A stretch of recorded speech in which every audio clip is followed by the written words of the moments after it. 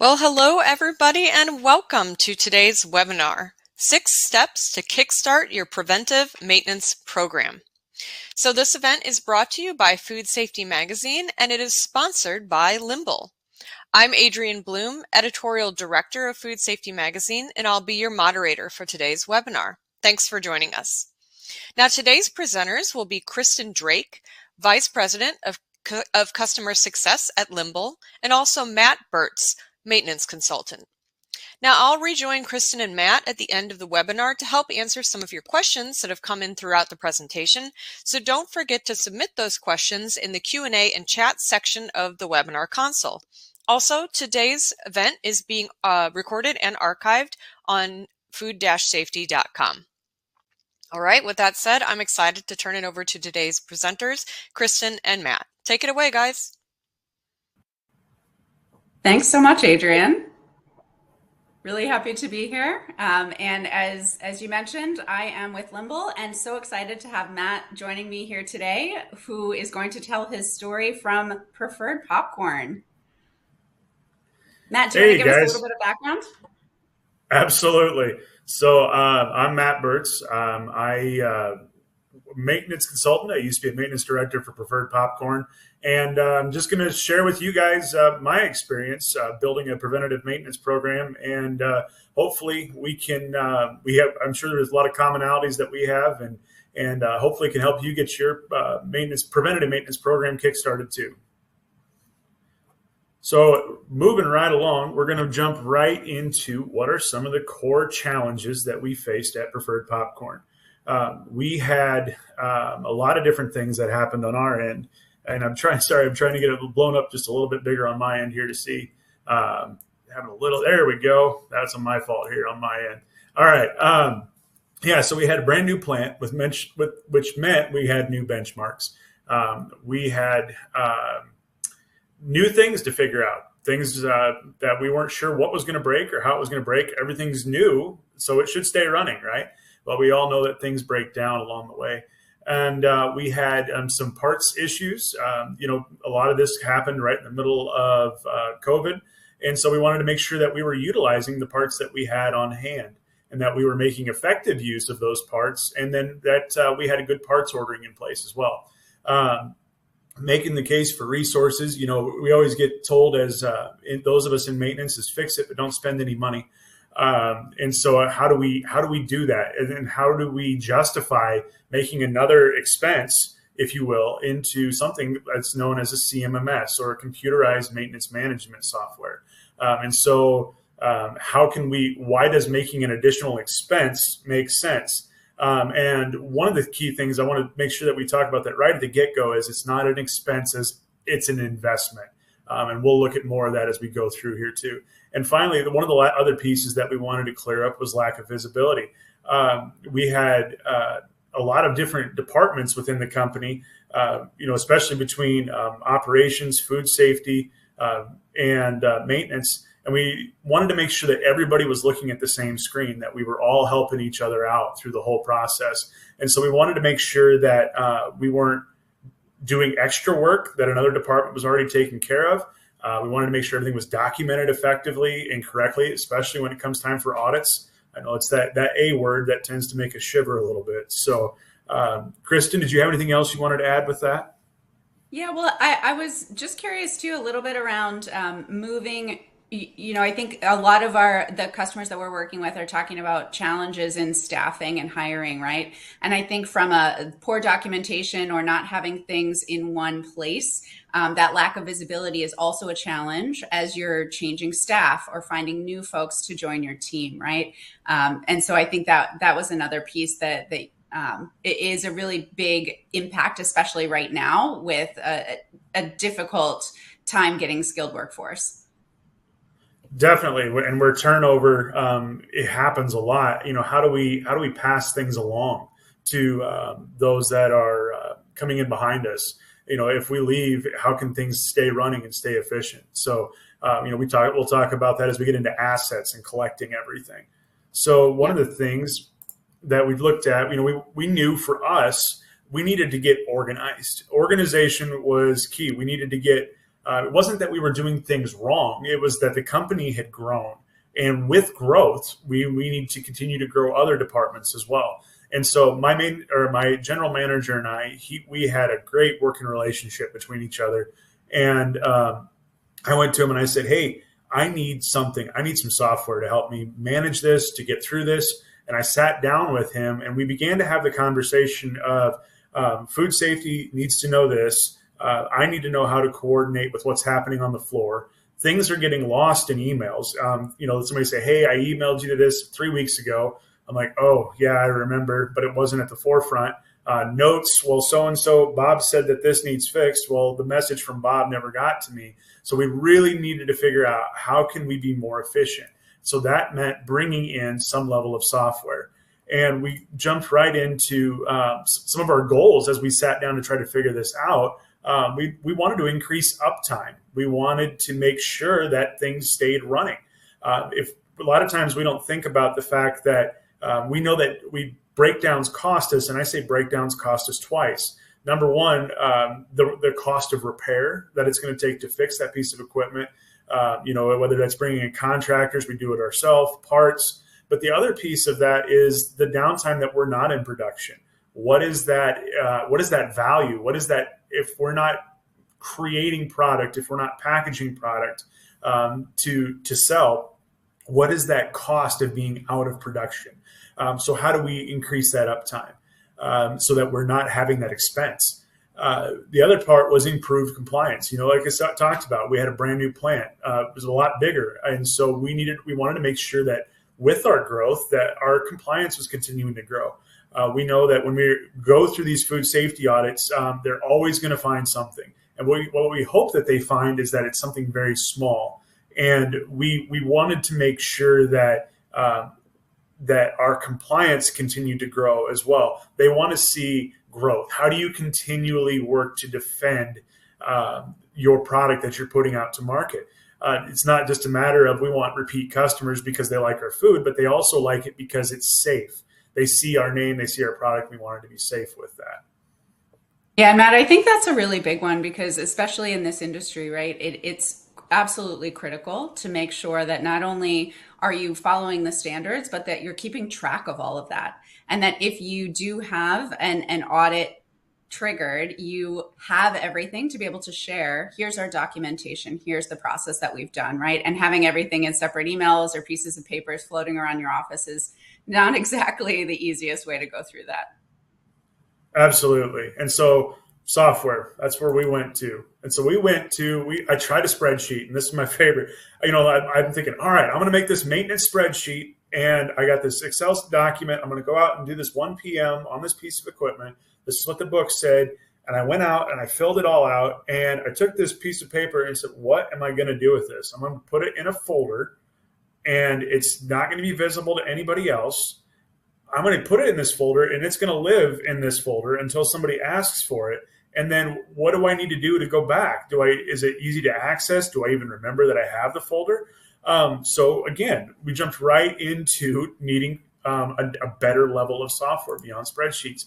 And we started, once we had our CMMS in place, we did a criticality analysis. And what I mean by that is we started with things that were critical to the operation that absolutely could not break down.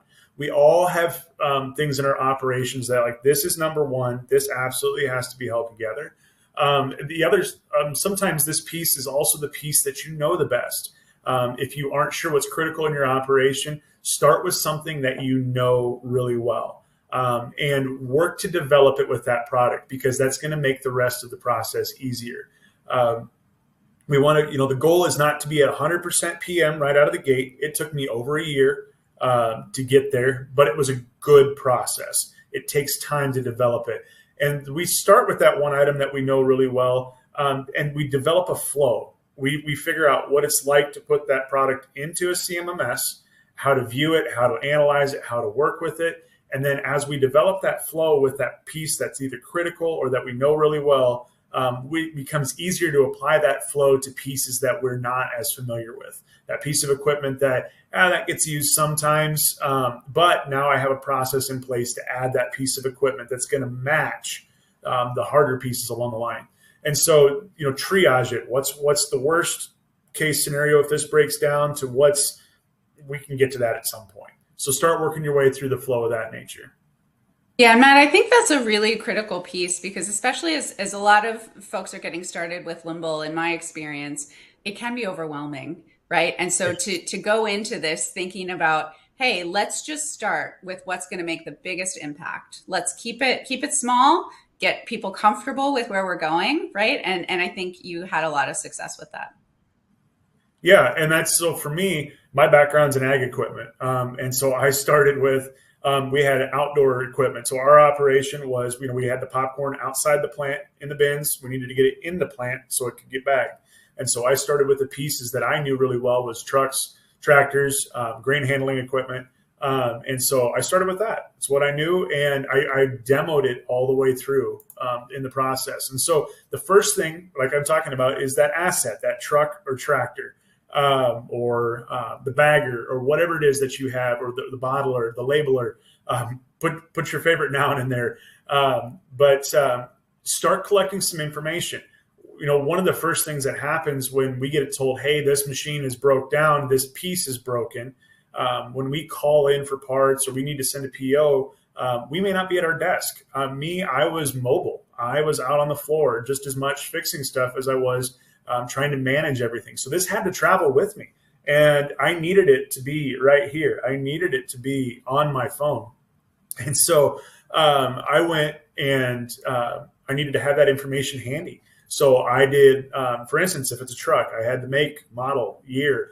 I had the serial number for that machine because a lot of times they're going to want to know like the last 8 digits of the VIN number. Beyond that, you can start including your blueprints for the plant. That was awesome for me because as we were talking about adding pieces of equipment into the new plant, I had the original blueprints and they're asking me questions. We're talking about air handling. Well, what's the volume of the building? Well, I don't have to get a tape measure out. I don't have to get a laser out. I had all the blueprints and it was handy with me no matter where I was at. So it was cloud-based, made it really nice to have all that information. And it wasn't just for me. It was for any user in Limble that we had. Anybody could access it. It's all still there. Even though I'm not with Preferred Popcorn anymore, that structure is still there, and I'm helping them with that process. And they can pull all that information at any time that they need to. And so, moving right into why are we here? One of the next steps, begin to build the maintenance tasks. So we've identified the critical asset. We've added that asset and the information about it, whatever information you wanted to capture. And this is what I loved about Limble. Everything was customizable and it was easy. I could go in, grab whatever information I wanted and store it. And then when I got into the maintenance tasks, pro tip, if you have an engineering company that designed everything for you, sit down and talk with them. This is what I did. I spent 2 days with this company. And that's where we got our blueprints, our part specs, our operating manuals, and we got everything loaded in. They were more than happy because it made their job easier as well. And so there's your little pro tip for the day out of this here too. But begin to build out those maintenance tasks from experience is one way to do it. You can pull them in from manuals or processes and such that are already in place. So if you have a paper document for how you go through a bagger, take that paper document and then now you can make it digital. It's global. It's easy to access and recall for later information. And then it becomes visible. So my food safety guy, he wasn't a direct user to this, but anytime that he had any questions about maintenance that was done to a piece of equipment, he was a viewer. He could go in and pull out the maintenance tasks that have been done to that piece of equipment. Kristin? Yeah, I think this is a really key piece because, as we were talking about earlier, Matt, you've got a lot of really experienced people on your team. So sometimes, it's a good starting point to pull the information from the manufacturer's recommendations, but your team knows your equipment, right? And how you've been adjusting things and where you can continue to improve. So I think it's a really good point of the implementation to get your team involved, right? And make them see that their expertise is super valuable as you're building out your system. Absolutely. And right, it's kind of the same thing what we just talked about, but writing those PM checklists. Keep it simple. Start with easy. And then as you're using a CMMS, we're talking about you taking that first asset that you're picked out and that you're trialing this whole process. You've added the information for that one asset. Start with one. And then write that PM checklist. Practice going through that flow and set up that one that maybe you have that, like I say, that paper document. Take that paper document and make it digital. And then create the PM, walk out to that piece of equipment and do a step-by-step flow. Try it out and see how it flows. If you don't like the order of something, it's really easy to go back and reorganize. Or if you missed a step, we had a piece of equipment that I found that I was doing over maintenance to it. The book said that we needed to torque these bolts every so often. And every time that I went to that piece of equipment, the bolts were tight. And I had that checklist set up, I think it was every 2 weeks, to make sure that those bolts didn't come loose. Well, if those bolts are staying that tight that often, all I needed to do was go change the frequency of it. And then it would automatically come up instead of every 2 weeks. I think I changed it to every 3 months. And so it was very easy to go in and make that adjustment. Or if we need to go the other direction, we could easily go, I want to check this every month instead of quarterly. You can go back the other way. You can add photos, you can get signatures. Writing this checklist can be anything that you absolutely need it to be. We took our paper corrective action forms and we were able to convert them into a digital form that was acceptable to our audit company. They loved it. And we were able to capture more information, pertinent information. And that really streamlined things a lot. So then we'll roll right into, if I can get it to go, there we go, testing your PMs. Like I say, go out to the floor, go try it, see how everything flows right through. A lot of times, like I say, we've taken that paper, we've filled out that paper, it gets handed to somebody, they've got to scan it, they've got to put it in a folder. Spreadsheets, we can have issues with that of trying to keep things in track. I really opted for the CMMS program. It really was a solid answer for us. And then finally, once you have that one piece of equipment, let's build it out. Let's take it to the next step. You've got a flow, you've got things figured out, start adding other pieces of equipment. And as you continue to add those pieces of equipment that you're more comfortable with, it'll be interesting to see how things grow for you. Part of it, when comes time to launch, bring people in that are going to provide you good feedback. Don't unroll it to everybody all at once. Things can go sideways really fast with that. Bring people in that will give you good, constructive feedback. We did this with work requests. Work requests were awesome for us because that helped to bridge that gap that we talked about earlier of making sure that people were heard, that they were understood, that what they were told mattered. And the reason I say that, it's part of the culture that we began to create when we used a CMMS, because they're like, well, I told you that this was broke 3 weeks ago. Maybe you did. Maybe I forgot. I'm sorry, I don't remember. But now we were actually able to get to people's concerns a lot faster. And because of that, they were giving us more feedback. And they were like, hey, this is broke, or hey, I'm noticing this sound. So we were alerted to more issues because they felt like they were being heard.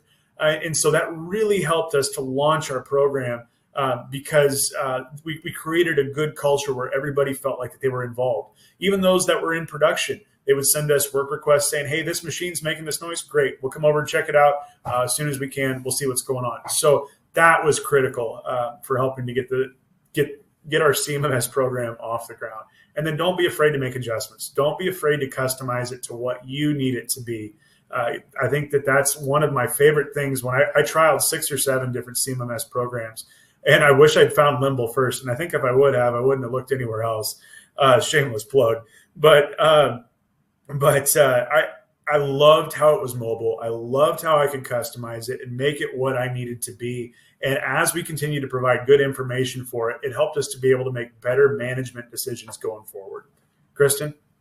Yeah, Matt, can you talk a little bit too about you talked a bit about how you brought your team on board and you kind of brought everybody into the decision making and creation process.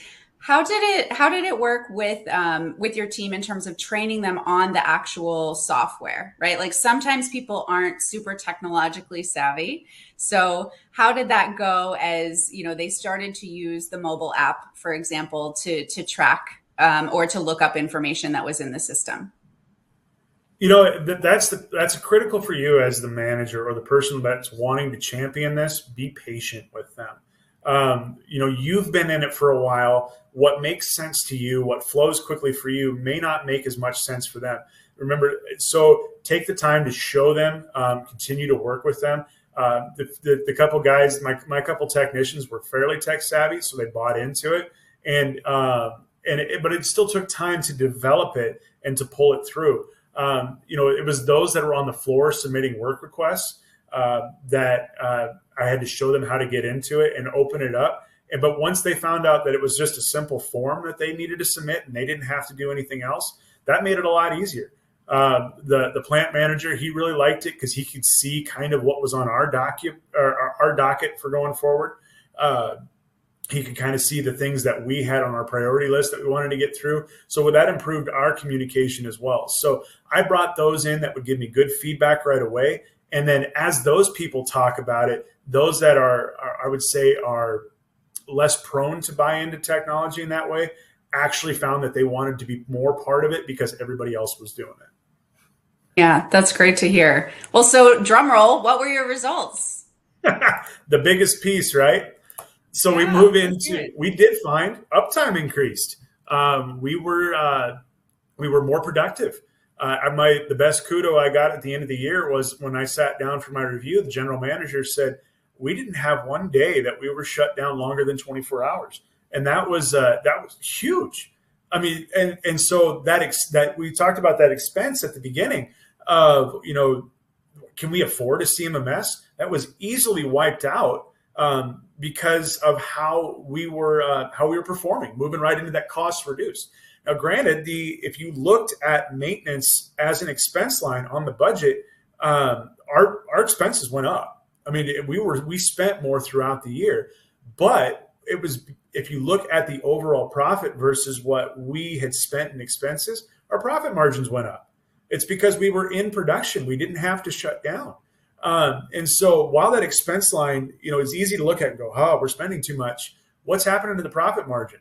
Is the profit margin growing? We do need to keep it in check. We can't buy all the Snap-on tools right out of the gate. We can't get everything that we want. But we were able to manage our costs a lot more effectively. We were utilizing our parts that we had on hand a lot more effectively. We were located in a rural area, so acquiring parts. Next day air might be 5 or 6 days, maybe, was part of the issue. So pre-ordering and having some of those parts on hand ahead of time was huge. So we weren't having to run for, a couple hours to go get some simple belts. We took our time, we built it, we stocked simple parts for simple machines, and our uptime went up, our costs went down. And overall, I talked about that culture earlier, morale improved. Everybody was more excited to be involved with that as well. So by now, I hope you all can see, at least from my standpoint, how Limble helped me.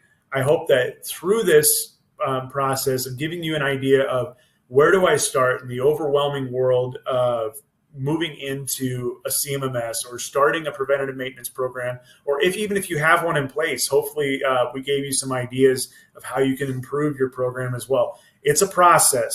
Take your time, take your steps, work through it. And it's going to be an evolving process. It's not that you're going to be, okay, I get my preventative maintenance program in place and I'm done. No, it actually helps you to better manage. And it's actually, you're going to find that you're going to have maybe a little bit more free time than what you planned on to actually focus on those projects that you've wanted to focus on. So yeah, and Matt, I think I was just going to add that I think that that's a great point, that as you get into Limble or whatever CMMS, you're choosing, but hopefully it's Limble, you will set it up, but your business will continue to evolve, right? And so will your usage of the system. And so, to your point, as your facility expands or as you need to make updates, Limble is super configurable, that you can make those changes and continue on to grow with the system. Absolutely. And customer support for me, I know that's going to be probably one of the questions as we get into the Q&A, and I'm trying to save some time for that. But customer support was top notch. It really was. And that's really what helped to make us successful. That's awesome to hear. Well, our Limble team is going to be at the Food Safety Summit next week, booth 706. So if you are planning to be there in person, please stop by and say hello to our team. But yes, you are right, Matt. We now have a couple of minutes left for questions. And so we are happy to take those from the team. Great. So thank you, Kristin and Matt, for that great presentation. And before we get into a couple of questions here, I'd like to remind you that we'd love your feedback. So please take a few minutes to complete this survey that you see on your screen, or you'll also be redirected to it at the end of the program if you'd like to complete it then. So let's dive into a couple of questions here. All right. So this is an idea or a kind of a question from an attendee that asks, what about an app that tracks the preventive maintenance of each piece of equipment? Would that be useful? So for example, you could add notes or pictures, etc., anything that would help with keeping records. I'd invite comments on that. Yeah, I think so. Ultimately, Limble was a record-keeping software. So not only was it, it would automatically produce the PMs when we wanted them. We set up how often that happened, but every time that was filled out, we had a record of it, and so we could go back. We were having a conversation about this the other day. If you want photo documentation of, I want pictures of this every day, and I want to see how this changes over a period of time. All of those photos were kept with that asset, and so they could go in and look at those photos in that asset from beginning to end. So every time you complete a PM, there's a record of it automatically stored, and you can use PMs to trigger work orders. If you're going through and you find that, inspect these belts. Are these belts okay? Yes or no? If you select no, they're not okay, you can set that up to automatically start a work order and pull in the people you need to consider changing those belts. Okay, great. Thanks, Matt. All right, another question for you. So how did you get buy-in to launch your PM program? I was in a blessed position. I'm not going to sugarcoat it. My GM and I, we had a good relationship, and I know that not everybody has that. But ultimately, it was a matter of communicating my needs. He understood where I was coming from, and he saw where the company was going. He saw where things were headed in that direction, and we wanted to show continual improvement. One thing that was huge for us, and I'm not the salesman here, but the cost factor to buy in and try it was relatively low compared to a lot of things that are out there.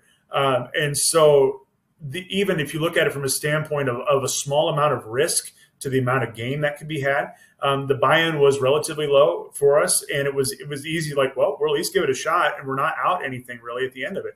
And ultimately, like I said, it wasn't an expense; it was an investment that really helped us down the road. Yeah, and Matt, I think that's a great point. Like at Limble, we want to make this accessible to companies of all sizes, right? So if you take a look on our website, we even have a free version that people can use either as a test as they're getting started, or as they continue, if they just are a smaller organization or don't need to manage that much. So I think for us at Limble, we are really here to help. You get access to our team via chat 24/5, no matter if you're paying for it or not, right? So we really want everybody to be successful, and we're here to help you make that case as well to your leadership team. And with that chat, it's live people, folks. You're not talking to a bot. That's what I enjoyed. Like, you had good conversation. It was good. That's very helpful. All right, thanks for that answer. We'll take one more question now. All right, so to provide a little bit of reassurance to the listeners on the webinar, how do you keep from getting overwhelmed in the process of building out a CMMS? Slow down and take a breath.